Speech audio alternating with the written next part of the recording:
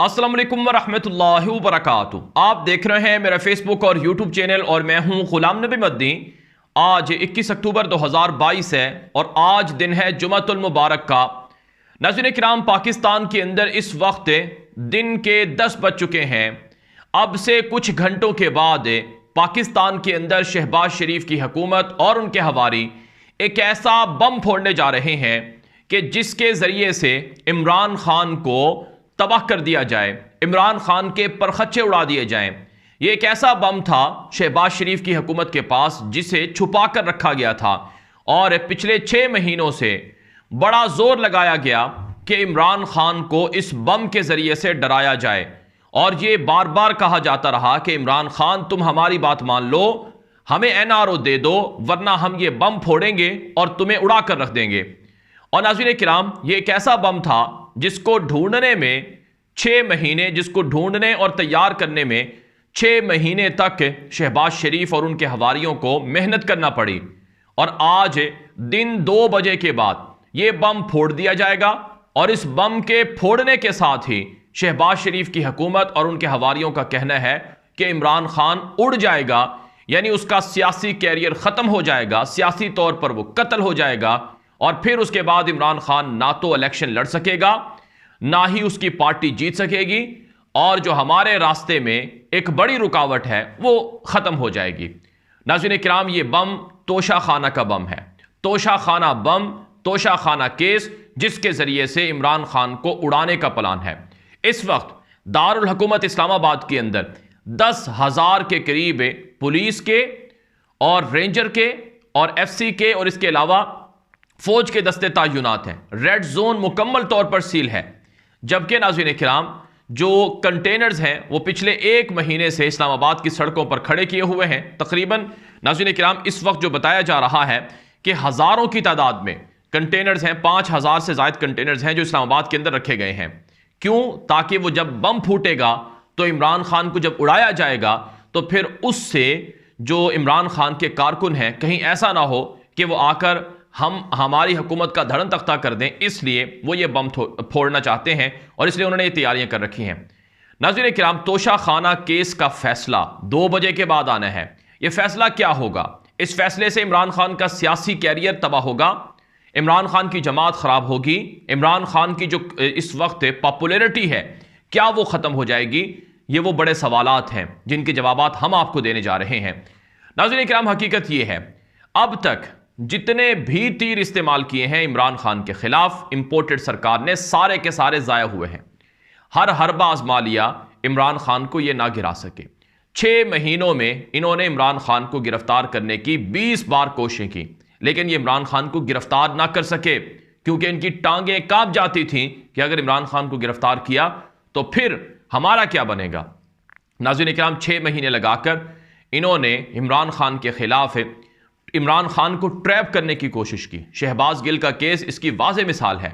इसके अलावा आजम सवाती को गिरफ्तार करके फिर ट्रैप करने की कोशिश की और इन्होंने हर तरह से इमरान खान के खिलाफ ऑडियोज लीक की, वीडियोज की धमकियां दी, झूठ फैलाया, मीडिया पर अरबों रुपया लगाया, लेकिन ये इमरान खान को ना झुका सके हैं, ना गिरा सके हैं और ना ही उसे उसके कदमों को डगमगा सके हैं।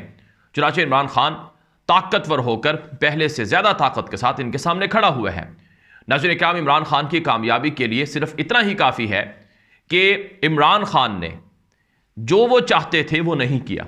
ये चाहते थे इंपोर्टेड हुकूमत, शहबाज शरीफ हुकूमत, के इमरान खान लॉन्ग मार्च करें, इमरान खान लॉन्ग मार्च करें और फिर जैसे ही इमरान खान का लॉन्ग मार्च हो हम तोशा खाना का बम फोड़ दें और इमरान खान को नाहिल कर दें।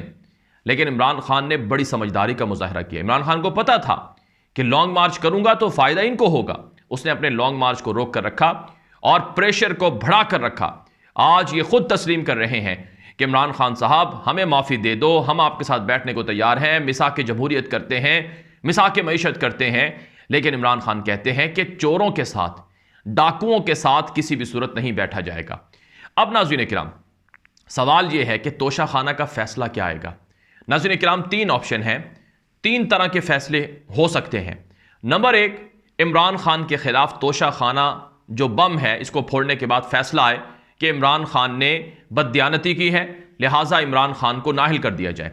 पहली बात तो नाज़रीन किराम ये है कि इससे पहले कि मैं आपको ये 3 ऑप्शन बताऊं, पहले मैं आपको बताना चाहता हूं कि इमरान खान के जो वकील हैं उनके कुछ दलाइल हैं वो मैं आपके सामने रखता हूं, जिससे आपको अंदाजा होगा कि ये केस कितना कमजोर और बोगस है। इसमें जो बैरिस्टर अली जफर थे वो इमरान खान के वकील थे, उनके दलाइल हैं कि ये जो तोशा खाना के तहाइफ हैं इनके बेचने पर जो मुनाफा हुआ उस पर टैक्स भी दिया गया। इसके अलावा उन्होंने कहा कि इन तहाइफ के मुनाफे के टैक्स रिटर्न भी दिखाए गए। ये सियासी केस है जिसमें मुखालिफ जमातें प्रेस कॉन्फ्रेंसेस कर रही हैं। ये दलाइल हैं वकील अली जफर जो इमरान खान के थे। ये कहना है हमने तहाइफ नहीं खरीदे, बिल्कुल गलत बयान है। कैबिनेट डिवीजन की तरफ से जो कीमत मुकर्रर की गई उनकी अदायगी की गई। 2018 में जो 4 तहाइफ खरीदे उन्हें उसी साल बेच दिया गया। आर्टिकल 62(1)(f) के लिए अदालत का डिक्लेरेशन लाजमी है। यह बहुत बड़ा ज़रूरी है, यानी जो इमरान खान के ऊपर आर्टिकल 62(1)(f) लगाना चाहते हैं कि नवाज शरीफ के साथ इमरान खान को खड़ा कर दिया जाए, तो उसके लिए अदालत का डिक्लेरेशन लाजमी है। स्पीकर के पास फैसला करते हुए कोई अदालती डिक्लेरेशन नहीं था। स्पीकर आर्टिकल 62(1)(f) का रेफरेंस भेजने का अहल ही नहीं है। ये बैरिस्टर अली जफर के दलाइल थे और उनके इन दलाइल की रोशनी में नाज़रीन किराम ये बात वाज़ेह होती है कि ये केस बोगस है, लेकिन फिर भी ये इस केस के जरिए से इमरान खान को नाहिल करवाना चाहते हैं तो इनकी मर्जी है। अब मैं वो 3 ऑप्शन आपके सामने रखता हूं। पहला ऑप्शन तो ये है कि इमरान खान के खिलाफ फैसला आए और ये कहा जाए कि चूंकि इमरान खान बददियानत साबित हुए हैं जैसा कि वो चाहते हैं तो इमरान खान नाअहल होते हैं। ये एक ऑप्शन है। दूसरा ऑप्शन ये है कि इमरान खान के जो तोशा खाना के हवाले से रेफरेंस है इसको मुस्तरद कर दिया जाए और शहबाज शरीफ की उम्मीदों को तोड़ दिया जाए और उनकी उम्मीदों पर पानी फिर जाए। ये दूसरा ऑप्शन है। तीसरा ऑप्शन ये है कि इस हवाले से जो इमरान खान के ऊपर ये जो इल्ज़ाम है तोशा खाना का, इसमें गोशवारे जो हैं उनमें तजादात के हवाले से कहा जाए कि इनमें चूंकि तजादात है लिहाजा अब मामला सेशन कोर्ट के पास भिजवाना चाहते हैं, ये अदालत ये इसका फैसला हो। नाज़रीन क्या मेरी ज़ाती राय में इतनी हिम्मत नहीं है इनमें कि ये इमरान खान के खिलाफ ऐसा फैसला दें कि जिससे पाकिस्तान के अंदर इमरान खान को नाहिल कर दिया जाए। कोशिश तो इनको पूरी है लेकिन इतनी इनमें हिम्मत नहीं है, जुर्रत नहीं है, वरना ये 20 मरतबा इमरान खान को गिरफ्तार करने गए तो गिरफ्तार कर लेते।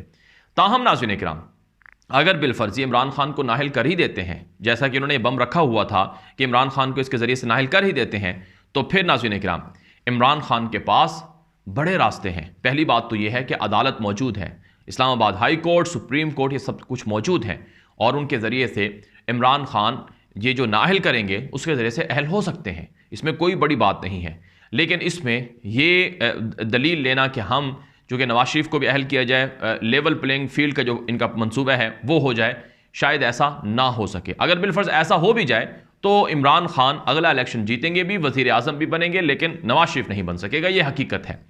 दूसरी जानिब इस वक्त इमरान खान के जो खिलाड़ी हैं वो जो फिदाई हैं उनके वो तैयार हैं और परवेज़ खटक की भी बाकायदा कॉल है कि अगर इमरान खान के खिलाफ फैसला आता है तो पूरे मुल्क में लोग निकलें और इमरान खान से इजहार एकजहती करें और बताएं कि तहरीक इंसाफ क्या ताकत है।